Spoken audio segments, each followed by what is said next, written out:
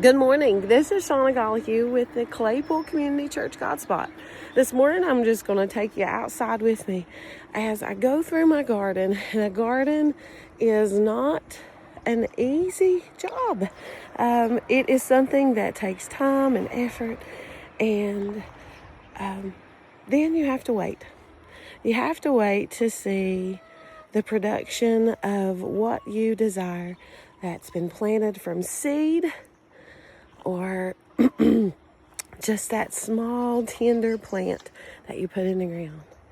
So today I want to talk to you about don't waste the waiting.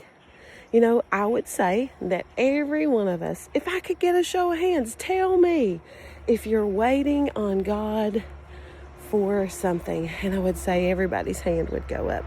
Maybe you're waiting on God for a healing. Maybe you're waiting on God for a relationship to be restored. Maybe you're waiting on God to meet a financial need. Maybe you're waiting on God to walk in that calling, or to be put in that position. Whatever it may be, it feels like we're all always waiting.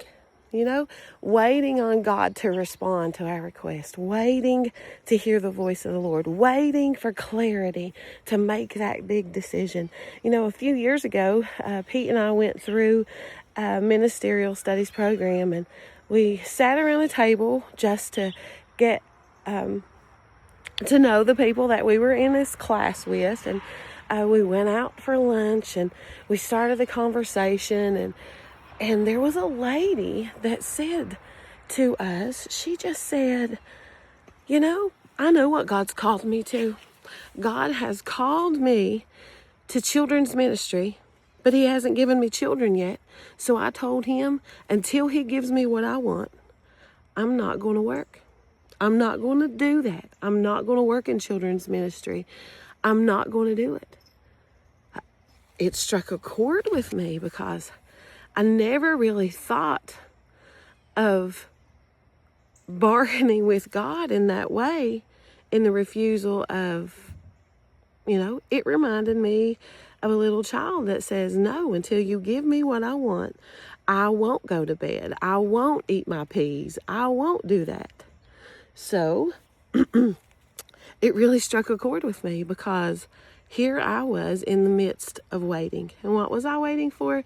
Well, many of you may know that Pete and I waited for children for many years. We were married in 2001, and our first child was born